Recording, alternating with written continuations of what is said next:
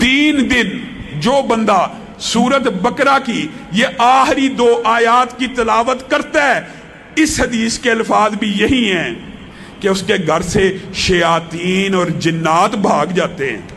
گویا سورت بقرہ کے اندر پورے کا پورا توڑ موجود ہے، جادو کا، جنات کا، انسان کو وہم ہے نا، وسوسہ ہے، بدش ہے، رزق کی کمی ہے۔ سورت بقرہ کی تلاوت گھر میں لگائے نہیں لگا سکتا، یہ آخری 2 آیتیں یاد کرے، کیونکہ نبی کریم نے ان کی اضافی فضیلتیں بھی بتائی ہیں کہ اس کے اندر جو مانگا جاتا ہے نبی کریم نے کہا وہ اللہ عطا کر دیتے ہیں۔ آگے چلیے، قرآن پاک میں سورت کہف ہے۔ آپ نے اور میں نے اپنا یہ معمول بنانا ہے کہ جب بھی جمعہ آئے اس کی تلاوت کرنی ہے۔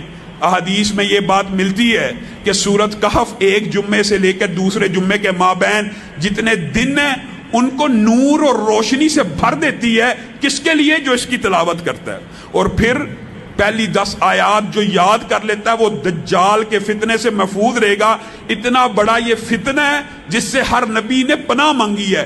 آپ یہ دیکھیے، ایک چھوٹا سا وائرس، ایک چھوٹا سا کرونا کتنا بڑا فتنہ بن گیا ہے۔ WHO کے پوری دنیا غلام بن گئی ہے۔ دجال اتنا بڑا فتنہ ہوگا، وہ تو شعبدہ بازی کرتے ہوئے کہے گا اگر میں یہ تمہارے آباء و اجداد قبروں سے نکال دوں، زندہ کر دوں، مان لو گے مجھے رب؟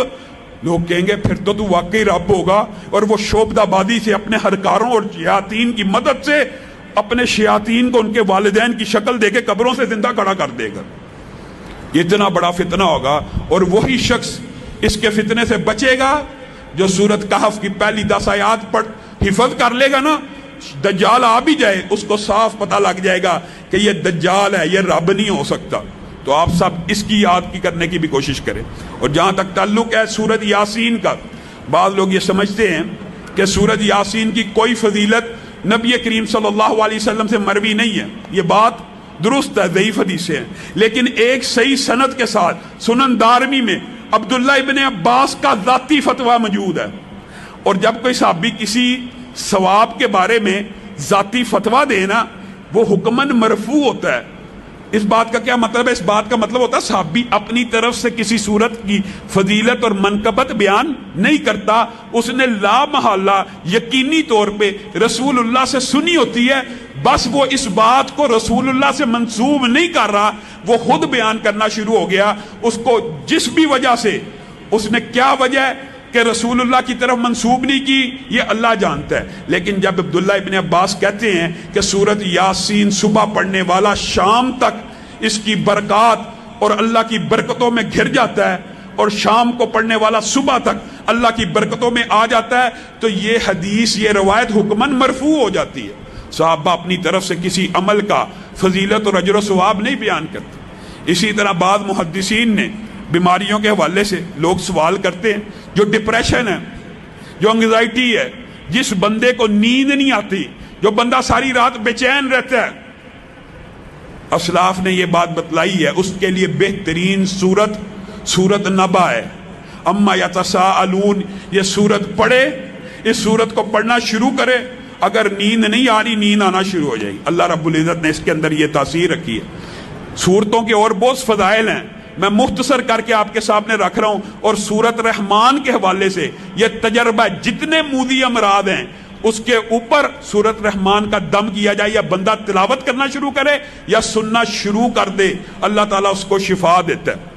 اور جو چاروں کل ہیں نا آخری، ان میں سے کل یا ایھا الکافرون اکیلے کی فضیلت کیا ہے؟ ایک مرتبہ پڑھنا۔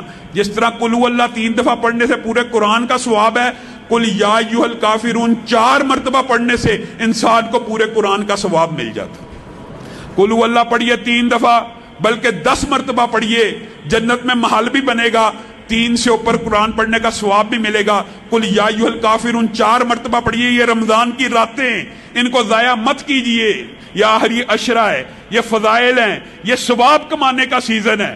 بے شک قرآن کتاب ہدایت ہے، روشن ہدایت کے لیے، دستور کے لیے، آئین کے لیے، نظام کے لیے، نفاذ کے لیے، لیکن اس سے ثواب بھی حاصل کیا جا سکتا ہے۔ 4 مرتبہ قل یا ایھا الکافرون پڑھیے، 3 مرتبہ قل هو اللہ احد پڑھیے، اس کے بعد جو آخری معوذتین جن کو کہتے ہیں قل اعوذ برب الناس اور قل اعوذ برب الفلق، یہ بڑے مجرب ہیں۔